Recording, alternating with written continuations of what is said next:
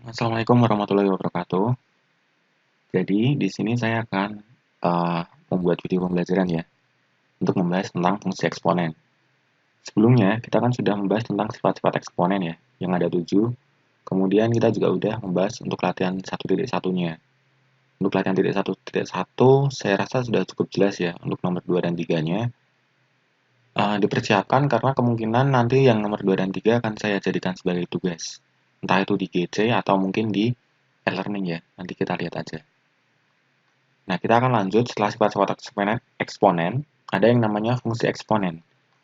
Nah, fungsi eksponen sendiri bisa kita lihat di sini ada ayo bereksplorasi, ada contoh permasalahan di dunia nyata.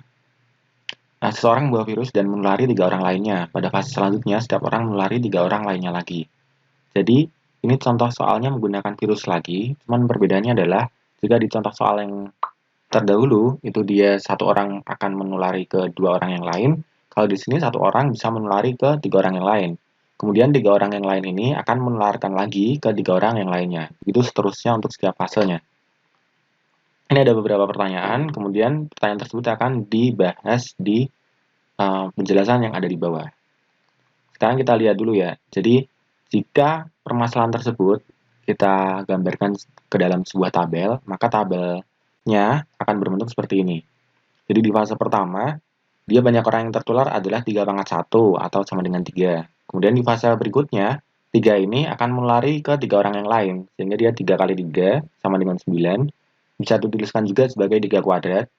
Kemudian di fase ketiga, berarti 9-nya dikalikan 3 menjadi 27 atau menjadi 3 pangkat 3. Kemudian ke fase keempat, dikali 3 lagi, 81 sama dengan 3 pangkat 4, dan seterusnya, sampai fase ke X. Nah, kita perhatikan bahwa untuk tiap banyak orang yang tertular, itu dia diwakili oleh 3 pangkat fasenya. Fase pertama berarti 3 pangkat 1, fase kedua 3 pangkat 2, fase ketiga 3 pangkat 3, dan seterusnya. Sehingga rumus yang tepat untuk mencari banyak orang yang tertular pada virus tersebut adalah fx sama dengan 3 pangkat x. Nah, fx sama dengan 3 pangkat x ini adalah salah satu contoh fungsi eksponen.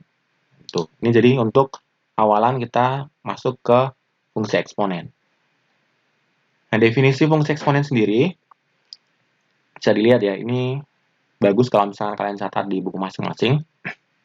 Sebuah fungsi eksponen dinyatakan dengan fx sama dengan n dikali a pangkat x, di mana a adalah bilangan pokok dengan a lebih dari 0. Jadi a-nya harus lebih dari 0 dengan a tidak sama dengan 1. N adalah bilangan real tak 0, dan x adalah sebarang bilangan real. Nah, jadi misalkan contoh kita punya ini nih, fx sama dengan 3 pangkat x. Nah, berarti a-nya di sini adalah 3. Nah, ini a. Bisa disebut juga dengan bilangan pokok atau basis. Kemudian, bisa saja dia dikalikan oleh sebuah bilangan lain di depan bilangan tersebut. Jadi, ada n kali a pangkat x. Jadi, di sini kan, misalkan di sini saya kasih bilangan pengali yang lain, misalkan 5 kali 3 pangkat x, itu boleh. 2 kali 3 pangkat x, itu juga boleh. Yang jelas nanti bentuknya ada n dikali a pangkat x, dengan a-nya merupakan basisnya. Kemudian perhatikan di ayo berpikir kritis, bagaimana jika a-nya sama dengan 1. Jadi bagaimana jika yang dipangkatkan atau basisnya itu sama dengan 1. Jika satunya yang dipangkatkan, maka misalkan x-nya kita ganti, 1 pangkat 1, hasilnya 1. 1 pangkat 2, hasilnya 1 juga. 1 pangkat 3, hasilnya 1 juga. Sehingga fungsinya itu tidak naik. Dia tetap saja, dia selalu 1. Nggak ada perubahan yang signifikan. Nggak ada sama sekali malahan. Jadi fase pertama dia 1, fase kedua 1, fase ketiga 1, dan seterusnya. Bagaimana jika A-nya sama dengan 0? Ini juga sama. Jika basisnya itu 0, 0 dipangkatkan berapapun, itu pasti hasilnya akan 0. 0 pangkat 1 hasilnya 0, 0 pangkat 2 hasilnya 0, 0 pangkat 3 hasilnya 0. Tidak ada perubahan sama sekali. Kayak gitu. Nah, beberapa contoh fungsi eksponen yang lain bisa dilihat ya. Ini 1, berarti fx sama dengan 4 pangkat x. Ini berarti basisnya 4. Kemudian ada juga yang nomor 2, fx sama dengan 3 pangkat x plus 1. Nah, perhatikan bahwa di pangkatnya dia boleh sebarang fungsi aljabar ya, jadi boleh dimodifikasi nih. Kalau ini dia x plus 1. Kemudian yang tiganya, fx sama dengan 5 pangkat 2x min 1. Nah, ini contoh-contohnya aja. Dan masih banyak yang lain. Yang penting dia tuh ada bentuk perpangkatan dengan pangkatnya bentuk aljabar ya, jadi ada variabel di pangkatnya.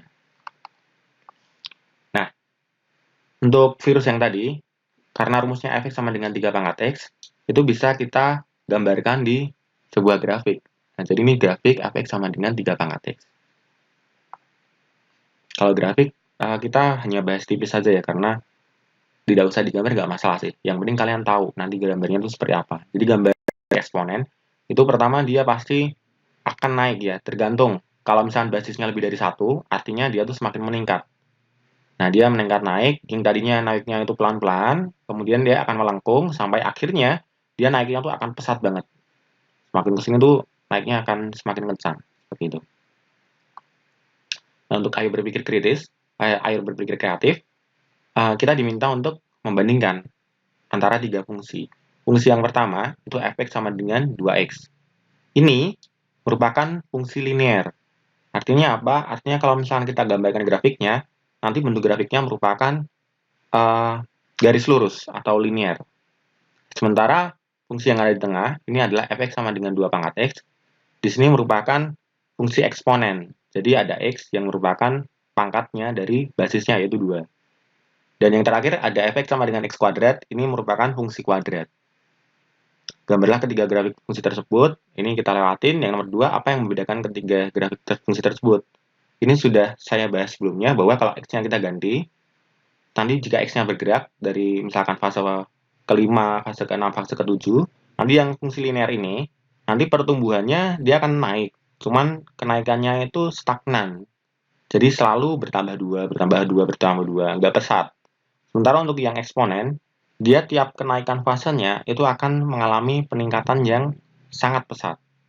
Dan untuk yang terakhir, yang kuadrat ini dia juga ada peningkatan, cuman peningkatannya itu hanya meningkat sebanyak 2. Jadi yang tadinya plus 11, nanti dia plus 13, plus 15, plus 17, dan seterusnya. Jadi ada peningkatan, tetapi dia tidak signifikan. Gitu. Jadi ya eksponen itu peningkatannya sangat pesat. Paling pesat dia dibandingkan dengan linear maupun dengan yang kuadrat. Seperti itu. Ini kemudian fungsi eksponen sendiri nanti ada dibagi 2 ya. Jadi ada yang namanya pertumbuhan dan ada yang namanya peluruhan. Yang pertama pertumbuhan. Pertumbuhan itu artinya jumlah dari sebuah objeknya di dalam sebuah soal, nanti dia akan selalu naik atau selalu bertambah.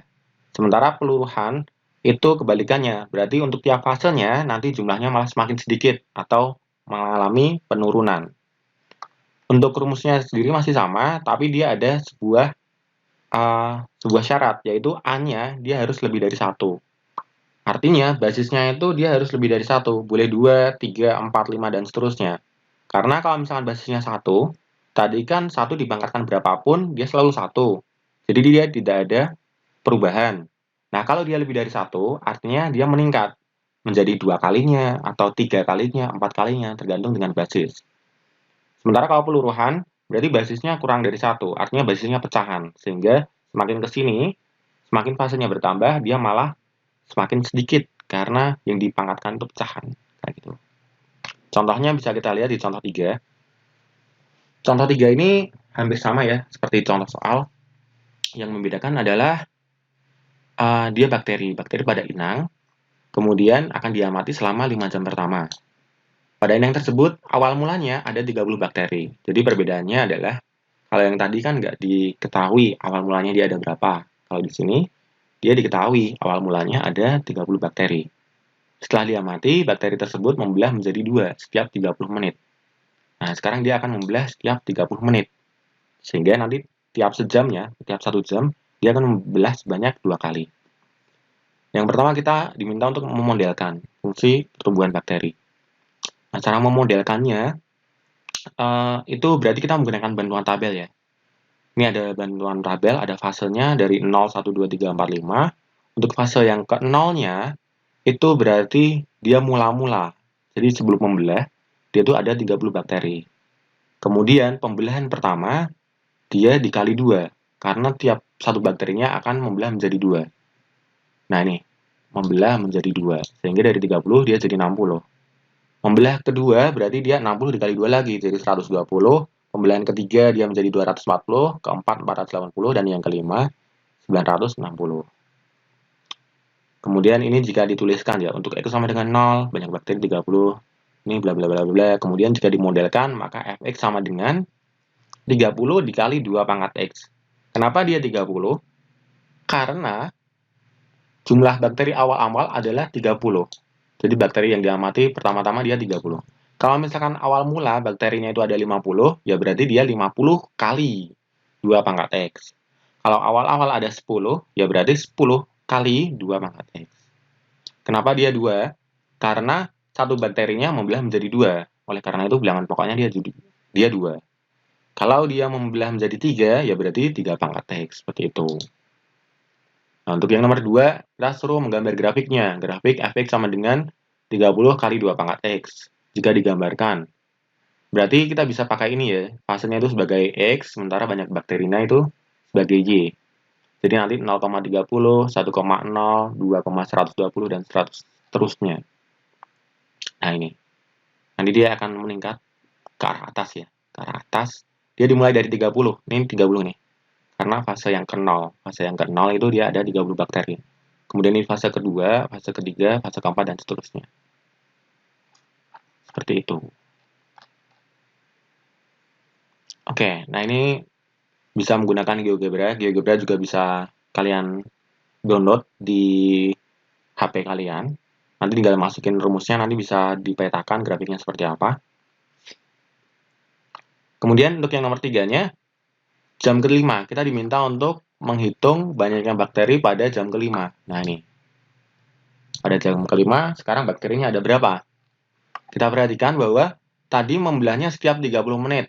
Nah, karena membelah setiap 30 menit, sehingga tiap jamnya dia membelah 2 kali.